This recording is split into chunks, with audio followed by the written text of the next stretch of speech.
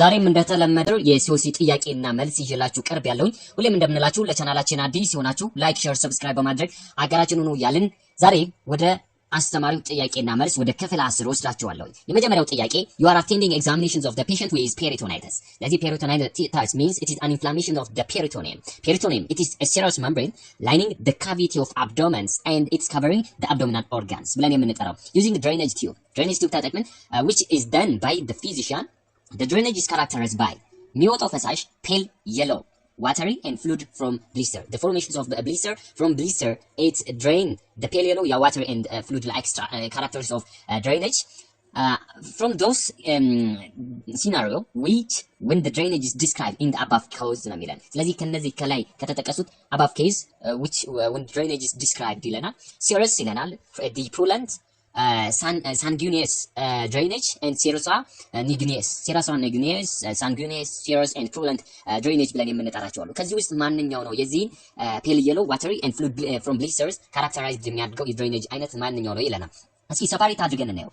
የመጀመሪያው ስለ serosa igneous drainage ማለት ምንድነው በምንልበት ሰዓት the wind drainage secreted by an open wound in response to tissue damage or tissue injury. It is thin and watery fluid. The fluid is watery and it is pink in color due to the presence of a small amounts of RBC. Small amounts of RBC ስላለው the color is pink color ይኖረዋል ማለት ነው። ስለዚህ serosanguineous drainage ብለን የምንጠራው watery ነው pink in color እና thin የሆነ fluid like structure ያለው ከሆነ እሱን ልናይ እንችላለን። ሌላው sanguineous drainage ምን አይነት ነው በምንልበት ሰዓት sanguineous drainage leakage of fresh blood from open wound ነው። fresh የሆነ blood open ከሆነ wound drain የሚያደርግ ከሆነ leak የሚያደርግ ከሆነ syndrome inflammatory process of wound healing process ላይ የመጀመሪያው wound healing process ላይ phase 1 ብለን የምንጠራው inflammatory phase ነው። so inflammatory phases of wound healing ላይ የምናየው ነው it reduces gradually with times and stop in most cases after few hours ማለት ነው። ከትንሽ ደቂቃ ከሰዓታቶች በኋላ ሙሉ በሙሉ ሊያቆም ይችላል ማለት ነው። የአይነት drainage ከሆነ sanguineous drainage ብለን የምንጠራው ማለት ነው።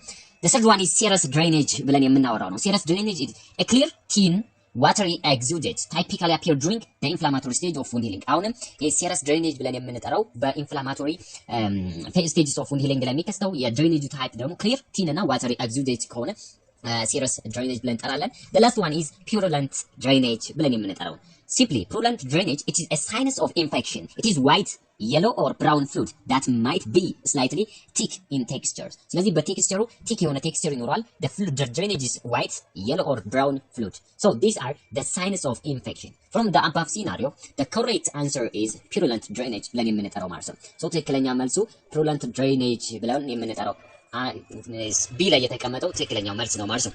ሌላው ሁለተኛው ላይ while cleaning against 44 years old man accidentally shot himself in the abdomen ነው። እዚህ ያው ያን መሳሪያዎችን እያጸዳ ባለበት ሰዓት የ44 ዓመት ሰው accidentally ራሱ ላይ ወደ abdomen part ላይ ተኮሰ ነው።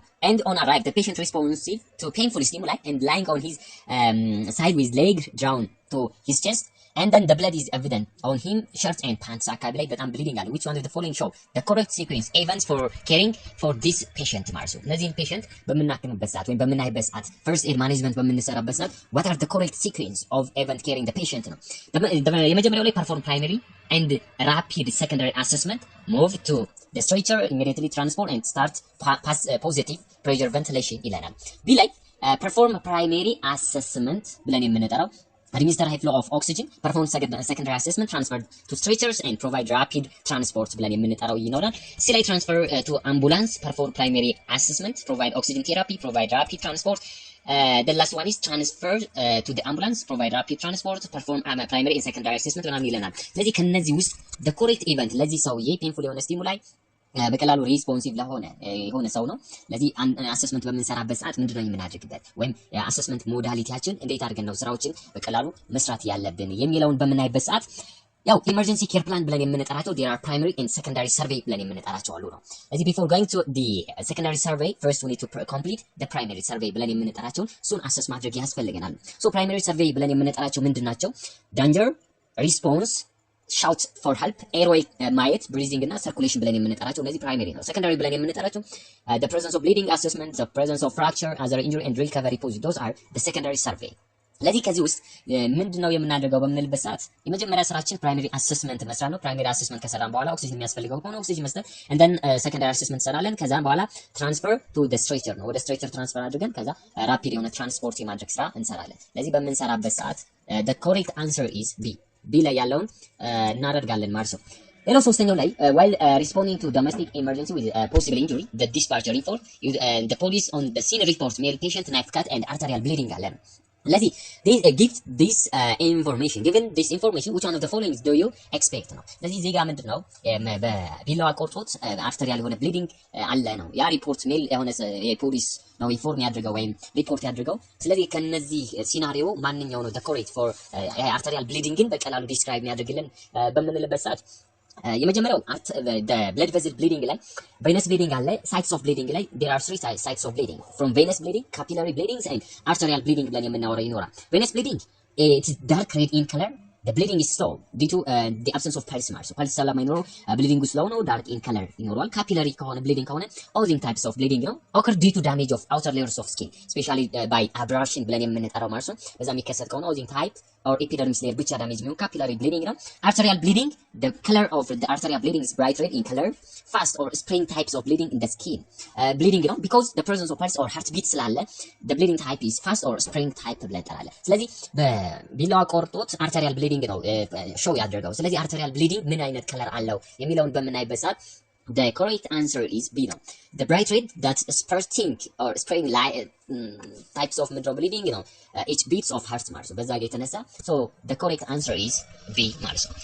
ሌላው ወደ አራተኛው በምንሄድበት ሰዓት a patient has cut his arm with stable saw ነው። ስለዚህ በመጋዝ ራሱን ቆረጠው and assessment revealed dark red blood flow steadily slowly ማለት ነው steadily from the wound ከወንዱ ወይም ከሚፈሰው ፈሳሽ ቀስ ብሎ የሚፈስ ደም አለ ማለት ነው and then dark red የሆነ bleeding ነው ከብሊዲንግ ከለሩ as an AEMT ይለናል። AEMT ማለት advanced emergency medical technician ነው። እንደ advanced emergency medical technician you should to recognize this what types of bleeding የሚለውን እሱ መለየት አለብን ነው so dark red የሆነ ከለር ስለሆነ venous types of bleeding ብለን የምንጠራው ልናይ እንችላለን ነው።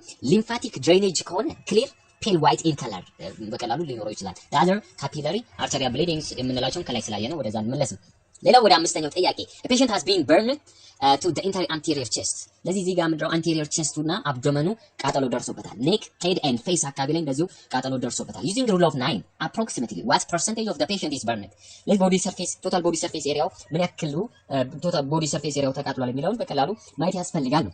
rule of 9 in burn ብለን የምንጠራቸው አሉ። rule of 9 ማለት ምን ማለት ነው? the size of burn can be quickly estimated by using rule of 9 rule of 9 በመጠቀም quickly estimate ማድረግ እንችላለን ነው። this meters divide the body surface area into percentage ማለት ነው። body area into percentage በቀላሉ ክላሲፋይ አድርገን የምንሰራበት ነው። ለምሳሌ head and neck ከሆነ ቃጠሎ ሄዱ neck and face ጨምሮ ከሆነ 9% እንሰጣለን። anterior chest ከሆነ 9% posterior chest the thoracic cavity ብለን የምንጠራው 9% the anterior abdomen 9 posterior abdominal part lumbar area 9% እንሰጣለን። ራይት ሃንድስ ኤንድ አፐር አርም ብለን የምንጠራው እጃችን ላይ የቀኝ እጃችን 9 የግራ እጃችን ላይ 9 እንሰጣለን። ራይት ሌግ ዊዝ ታይ ኤንድ ፊት ኢንክሉዲንግ ፊት ማለት 18 ስለዚህ አንዱ እግራችን የታችኛው 18% ይይዛል። ቀኝ ያለው ከግራ ያለው ለዚህ 18% ይይዛል። ጄኒታሊ 1% ይይዛል። ፋይናሊ ቦዲ ሰርፌስ ኤሪያችን 100% ነው የሚይዘው። ስለዚህ ከዚህ ውስጥ ምን ያክል ፐርሰንት ቶታል ቦዲ ሰርፌስ ኤሪያው በርን ሆኗል ወይም ተቃጥሏል የሚለውን እሱን የምናይበት ወያችን ነው። ስለዚህ ይሄ ሩል ኦፍ 9 ስንጠቀም quick and easy tools used to estimate a burn percentage of your total skin ማለት ነው። እዛ አካባቢ ላይ ያለውን ነገር በቀላሉ የምናይበት ነው። ስለዚህ ጥያቄያችን ላይ anterior chest እና abdomen ተቃጥሏል፣ head neck እና face ለዚሁ ተቃጥሏል ነው። ስለዚህ anterior chest እና abdomen ከሆነ ፓርቱ 9 ይይዛል 18 ማለት ነው። and then head neck and face 9% ይይዛል። ስለዚህ በአንድ ላይ 18 ሲደመር 9 27 ይይዛል። so the total body surface area that burned is ምድረው 27 ምድረው ማለት ነው percent የሚለውን በቀላሉ ማየት so the correct answer is C ማለት ነው። ሌላው firefighters have been pulled a middle aged man from burning bedroom ነው። ስለዚህ firefighter ማለት ከእሳት አደጋ በቀላሉ የሚያወጡ እሳት አድን ሰራተኞች ህይወት አድን ሰራተኞች ብለን የምንጠራቸው ነው። patient is unresponsive and has always deformity to the left ankle ነው። እዚህ ሌፍት አንክሉ አካባቢ ላይ እነዚህ ቁርጭምጭሚቱ አካባቢ his respiration is rapid የሆነ respiration አለው። strider shallow breathing your partners insert an oropharyngeal airway and begins ventilation patient with back valve mask ማለት ነው። ስለዚህ እሱን በቀላሉ ተድርጎለት በኤርዌይ ቬንቲሌሽን እየተሰጠው which one the following action would you perform next ስለዚህ ኤርዌይ አሰስመንት ተሰርቶለት ከዛ ብሪዚንግ ተሰጥቶታል ነው ኤርዌይ so what are the next ምንድነው ማለት ነው assessment or which one of the following action would you perform next ይላል። በምንሰራበት ሰዓት የምንሰራው ማለት ነው። ሶ በምንሰራበት ሰዓት ኤርዌይ ነው መጀመሪያ የምናየው። ከዛ ብሪዚንግ እናለን፣ አርቲፊሻል ሪስፓይሬሽን እንሰጣለን። ከዛ በኋላ ሪስፓይሬሽን ሰርኩሌሽን አሰስ ማድረግ ነው። ሶ ቼክ ፐልስ ዲ ሰርኩሌሽን ኦር ዲ ካሮቲድ ፐልስ ነው። there is a presence of pulse on the carotid pulse የሚለውን በቀላሉ ማየት ነው። ካሮቲድ ፐልስ ላይ ከተቋረጠ the flow of blood or oxygenated blood towards the brain is interrupted እንደሆነ በቀላሉ ያሳየናል ነው። ብሬን ደግሞ sensitive for hypoxia ብለን የምንጠራው ሴንሲቲቭ ስለሆነ carotid pulse assessments are the next step የሚለውን እሱን እናደርጋለን ነው። ሌላው የሰባተኛው ጥያቄ so the correct answer is C። የሰባተኛው ላይ a 70 years old male patient was admitted surgical unit with diagnosed benign prostate hyperplasia ነው። የ70 ዓመት አዛውንት የbenign prostate hyperplasia ማለት prostate gland አብጧል፣ enlargement abnormal enlargement of prostate gland ነው። ስለዚህ BPH he was scheduled for surgery and the patient reported to nurse that did not clearly understood the overall care outcomes to sign informed consent ነው። ስለዚህ አልተረዳም ነው ኢንፎርምድ ኮንሰንት ለመውሰድ አልፈረምም ይላል። ምክንያቱም did not clearly understand overall care outcome ስለ ኬር አውትከሙ ሙሉ በሙሉ ስላልተረዳው ሳይን ኢንፎርምድ ኮንሰንቱ ሳይን አያደርግም ነው። so he is responsible to solve the problem at pre-operative period። ስለዚህ ይሄንን አንደርስታንድ እንዲያደርገን ስለ ኦቨርኦል ኬር አውትከሙን በቀላሉ ኢንፎርም የሚያደርገው በማንኛው ነው የሚለው ነው። ነርስ፣ ሰርጅን፣ አሲስታንት ሰርጅን ኤንድ አነስቴቲስት ብለን የምንጠራው ነው። አነስቴዚያ ፕሮቫይደር ብለን የምንጠራው ማለት ነው። ማንኛው ነው የሚለውን እሱ ማየት ነው። ስለዚህ what are the responsibilities of the nurse surgeon የሚለውን እሱ ማወቅ ነው የመጀመሪያ። የአሲስታንት ሰርጅን ሪስፖንሲቢሊቲው ምንድነው ስንል ሜንቴን ቪዚቢሊቲ ኦፍ ሰርጂካል ሳይቱ ቪዚብል እንዲሆን ማድረግ፣ ኮንትሮል ብሊዲንግ፣ ክሎዝ the window or suture ማድረግ፣ ድሬስ ማድረግ ኤሪያውን ድሬስ ማድረግ። እነዚህ are the responsibility of assistant surgeon ነው። ሁለተኛው ላይ ስክራብ ነርስ ነው። የስክራብ ነርስ ላይ በምንመጣበት ሰዓት the responsibility of this scrub nurse are pass instrument to surgeon, review the anatomy, physiology and surgical procedure ነው። ስለዚህ ሰርጂካል ፕሮሲጀሩን አናቶሚ፣ ፊዚዮሎጂ ሪቪው ማድረግ፣ የተለያዩ ስቴራይል የሆኑ አይተሞችን ወደ ኢንስትሩመንቶችን ፓስ ማድረግ ወደ ስክራብ ነርሱ ወደ ሰርጅኑ፣ ሜንቴን ኦር ሜክ ስቴራይል ፊልድ ኤንድ አሲስት ዊዝ ድሬፒንግ ኤንድ ካውንቲንግ ኢንስትሩመንት ካውንት ማድረግ፣ ድሬፒንግ ላይ አሲስት ማድረግና ስቴራይል ፊልዶችን ሜንቴን ኦር ሜክ የማድረግ ስራዎች በቀላሉ ይሰራል። those are the responsibility of the scrub nurse ማለት ነው። ሌላው the circulatory nurse ብለን የምንጠራው what are the responsibility of the circulatory nurse responsibility of circulatory nurse are it is maintained quite neat and well organized OR ነው። OR ላይ well organized የሆነ ኒት እና ኳይት የሆነ ሜንቴን ማድረግ ነው። ሁለተኛው ላይ አድሚት the patient to operation room ነው። ኦፕሬሽን ሩም አድሚት እንዲያደርግ ማድረግ open sterile field before and during the case of and replace saline water basin as necessary ማለት ነው። ስለዚህ ስቴራይል የሆኑ ፊልዶችን ኦፕን ማድረግ፣ የተለያዩ ሶሉሽኖች ማዘጋጀት፣ wipe the surgeon's brow as needed ነው። ሰርጂኑን ብሮ ለዚሁ በቀላሉ ዋይፕ ማድረግ and then position patient on the surgical table ላይ ፖዚሽን ማድረግ ስራዎች፣ handle all non sterile equipment ነን የሆነ ስቴራይል የሆኑ ኢኩዊፕመንቶችን በቀላሉ ሃንድል የማድረግ ስራ፣ ታይ ጋውንስ ኦፍ ስክራብድ ፐርሰን ስክራብ ነርሱን እና የአሲስታንት ሰርጅኑ የሰርጅኑን በቀላሉ ጋውናቸውን ታይ የማድረግ፣ ካውንቲንግ ኢንስትሩመንት ዶክመንት ማድረግ፣ ካውንት ኤንድ ዶክመንት ኢንስትሩመንት፣ ቼክ the section apparatus and it is functional or not የሚለውን እሱን አሰስ ማድረግ፣ ትራንስፖርት the patient recovery room, its measures blood fluid loss and adjust surgical light። እነዚህን የምታደርግልን የሰርኩላቶሪ ነርስ ሪስፖንሲቢሊቲ ነው። the responsibility of surgeons responsibility ደግሞ pre-operative diagnosis and care ማድረግ፣ perform surgery and post operative management of care የሚያደርገው those are the responsibility of surgeon ማለት ነው። ስለዚህ ይሄን አንደርስታንድ ያላደረገውን ስለ ኦቨርኦል ኬር ኦፍ አውትካም አንደርስታንድ እንዲያደርግና ኢንፎርማል ኮንሰንት እንዲፈርም በቀላሉ ቤተር የሆነ አንደርስታንዲንግ እንዲኖረው የሚያደርግልን በማን ነው በምንልበት ሰዓት ያን ስራ የሚሰራው በሰርጀኑ አማካኝነት ነው። so the correct answer is B ማለት ነው። B ብለን የምንጠራው the correct answer surgeon ብለን የምንጠራው ነው። and then the ስምንተኛው ጥያቄ ላይ you are dispatched to search structural fire in which የ32 ዓመት ሰው has burned steam blast ነው። ስለዚህ steam burn አጋጥሞታል ነው። upon assessment you note blister to the anterior chest and circumferential burn to both lower extremity ሁለቱም የእግሮቹ ላይ በቀላሉ circumference ሙሉ both part ማለት ነው ዳሜጅ ሆኗል። lower extremity እግሩ ማለት ነው ቀኝ and የግራ እግሩ anterior chest በቀላሉ ምን ሆኗል ነው ቃጠሎ ደርሶበታል ነው። so using rule of 9 which percentage of burn does these patients have ነው። ስለዚህ anterior chest ብቻ ከሆነ abdomen ካልጨመረ 9% እንሰጣለን። እንደዚሁ both leg ስለሚል ሌጉ 18 ሲደመር 9 45% ነው። ስለዚህ 45% የሚሆነው በቀላሉ ቦዲ ሰርፌስ ኤሪያውን ከቨር ያድርጋል ማለት ነው። ሌላው ዘጠነኛው ጥያቄ ሚለን የዘጠነኛው ጥያቄ ላይ the puncture wound has a high risk of ይላል። ስለዚህ puncture wound ካለ ለምን ሃይ ሪስክ ሊሆን ይችላል ነው። puncture wound ማለት ምንድን ነው የሚለውን እሱ ማወቅ ነው። so puncture wound is produced by an object or penetrating the skin layers then creating a small hole such as by needle, nail, so either a human or animal bites. So the external bleeding is limited but may occur the internal bleeding. But in the puncture wound, the risk of infection is high and tetanus may develop ሊሆን ይችላል. So risk of infection is high over the puncture ምንድነው ማለት ነው wound ላይ ስለሆነ the correct answer is C ይሆናል።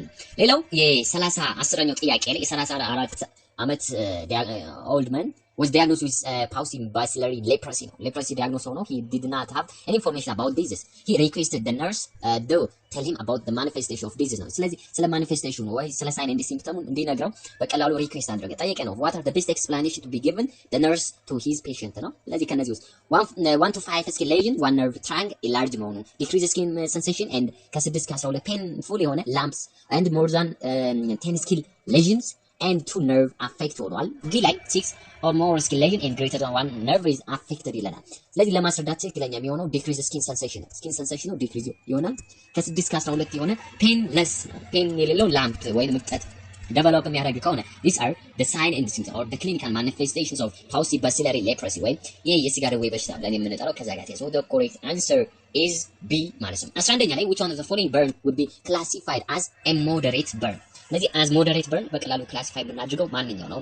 superficial burn less than 50% of body surface area, partial thickness burn less than 30, full thickness burn less than 2 and partial thickness burn greater than 30% of body surface area። ስለዚህ ከዚህ ውስጥ moderate burn ክላሲፋይ የሚያደርግልን ማንኛው ነው? so moderate burn ክራይቴሪያ ብለን የምንጠራው ክራይቴሪያው ለሰርድ ዲግሪ ከሆነ ከ2 እስከ 10% of body surface area ከሆነ ሰርድ ዲግሪ ነው። ይሄ moderate ከ15 እስከ 30% of body surface area second degree for adult but for pediatric ከ10 እስከ 20% body surface area ከሆነ ለፔዲያትሪክ ነው። እነዚህ moderate ላይ ከ15 እስከ 30 ለሰከንድ ዲግሪ ከ2 እስከ 10 ለሰርድ ዲግሪ burn እነዚህ ምንድነው excluding hand, feet, face and genitalia without complication factor ነው። ስለዚህ እነዚህ hand, feet, face እና genitalia ሳይጨምር ምንም አይነት ኮምፕሊኬሽን ሳይኖረው ማለት ነው እነዚህ ሞዴሬት በርን ብለን የምንጠራው። ሌላው ማይነር በርን የምንለው ሰርድ ዲግሪ ከ2% በታች ከሆነ፣ ሰከንድ ዲግሪ ከ15% በታች ከሆነና ፈርስት ዲግሪ ከ20% በታች ከሆነ ማይነር በርን ብለን የምንጠራው አለ። ክሪቲካል በርን ወይ ሜጀር ሲቪየር በርን ብለን የምንጠራው ለሰርድ ዲግሪ ከ10% በላይ ከሆነ ቦዲ ሰርፌስ ኤሪያው ክሪቲካል ነው። ሰከንድ ዲግሪ ግሬተር ዛን 30% ኦፍ ቦዲ ሰርፌስ ኤሪያ ከሆነ፣ ለአዳልት ለፔዲያትሪክ ከ20 በላይ ከሆነ ቦዲ ሰርፌስ ኤሪያው ይሄኛው ድሮመር ሲቪየር ሜጀር ክሪቲካል ነው ብለን የምንጠራው። ዲስ ክሪቲካል በርን that include the burn with respiratory and injury respiratory አካባቢ ኢንጁሪ ካለ burn complicated with other injury ከሌሎች ኢንጁሪ ጋር ኮምፕሊኬት ሆኖ ከመጣ electrical and deep chemical burn underlying health problem hand feet face and genitalian በቀላሉ አጠቃለለ ከሆነ critical major or severe types of burn ብለን የምንጠራው ይሆናል። ሶ ከዚህ ውስጥ ሲላይ ማይነር በርን ነው። ሲ ፉል ቲክነስ ከ2% በታች ስለሆነ ፉል ቲክነስ ሰርድ ዲግሪ በርን የሆነ የማይነር በርን ብለን የምንጠራው ሲ ላይ ያለው። ዲ ላይ ያለው ክሪቲካል በርን ነው ሜጀር፣ ምክንያቱም ፓርሻል ቲክነስ ሰከንድ ዲግሪ በርን ነው። ከ30% በላይ ከሆነ ይሄኛው ምን ብለን እንጠራለን ማለት ነው? ሲቪየር ወይም ክሪቲካል ታይፕስ ኦፍ በርን ብለን እንጠራለን። ሶ ዘ ኮሬክት አንሰር ኢዝ ነው ሰከንድ ዲግሪ በርን ዊዝ ሌስ ዛን ከ15 እስከ 30 ነው። ሌስ ዛን 30% ኦፍ ቦዲ ሰርፌስ ኤሪያ ሚዝ ከሆነ በቀላሉ ምን ብለን እንጠራለን ነው ሞዴሬት ታይፕስ ኦፍ በርን ብለን የምንጠራው ክላሲፋይ ማድረግ ነው። ሶ ዘ ኮሬክት አንሰር ኢዝ ቢ። ሌላው 12ኛው ጥያቄ ላይ በምንመጣበት ሰዓት you are dispatched to a beach where the patient has been sunburned ነው። sunburn አጋጥሞታል። upon arrival you find 23 years old woman who was sunbathing and fell asleep. ስለዚህ she's alert and oriented in moderate pain and has blister covering all four extremity also. ስለዚህ አራቱንም ኤክስትሪሚቲ በቀላሉ ከቨር ያደረገ blister develop አድርጓል። she also has blister on her abdomen, face, chest አካባቢ ላይ you should consider this patient to have blank burn critical, moderate, superficial እና minor burn ብለን ከምንጠራው ማንኛው ነው የሚይዘው በምንልበት ሰዓት እነዚህ ስፔሻሊ የትን ፌስ እና ቼስት ሪስፓራቶሪ አካባቢን ከቨር የሚያደርግ ከሆነ these types of burns are critical types of burn ብለን እንጠራለን ማለት ነው። ክሪቲካል ነው። ሌላው እና የ13ኛው ነው የመጨረሻው ለዛሬ ይዤላችሁ የቀረብኩት የሲኦሲ ጥያቄና መልስ የ65 ዓመት ክላይንት ዊዝ ላቦራቶሪ ሪዛልት ዋይት ብለድ ሴል ካውንት ዋዝ አት ኢንክሪዝ ያደረጋል። አይ ሚን ሜዲካል ወርድ ነው እዚህ ኢንክሪዝ ያደረጋል።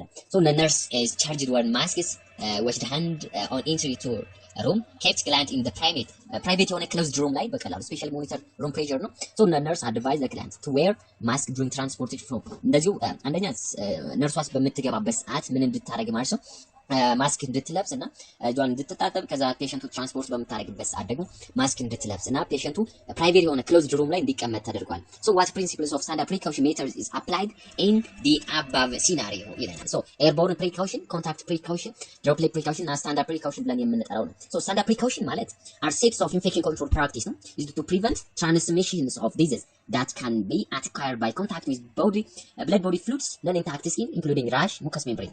ስለዚህ ከነዚህ ጋር ኮንታክትን በቀላሉ ፕሪቨንት ለማድረግ ዲስ ትራንስሚሽን ፕሪቨንት ለማድረግ ከሆነ ሰነ ፕሪካውሽን ብለን እንጠራለን ነው። ኮንታክት ፕሪካውሽን ብለን የምንጠራው intended to prevent transmissions of infected agents which is spread through direct or indirect contact with patient ከሆነ ኮንታክት ፕሪካውሽን ብለን የምንጠራው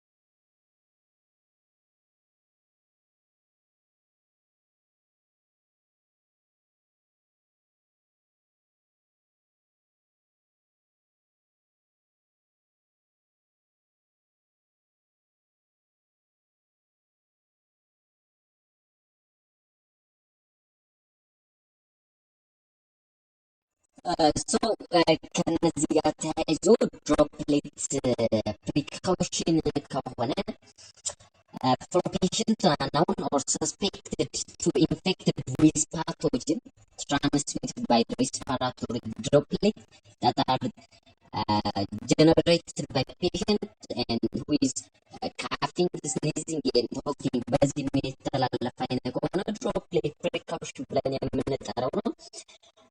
Airborne precaution for patient known or suspected infected with pathogen transmitted by airborne route ነው። So example TB, measles, chickenpox ሊሆን ይችላል። So for these types of patients, appropriate patient placement is isolation room or separate የሆነ room ላይ ነው separate አስቀምጡት ወይም ፑት አድርጉት የሚለው። So the correct answer from those is airborne precaution ብለን የምንጠራው ሞር ምን ያድርገዋል ነው ዲስክራይብ የሚያደርግልን ጥያቄያችንን airborne precaution ነው ማለት ነው።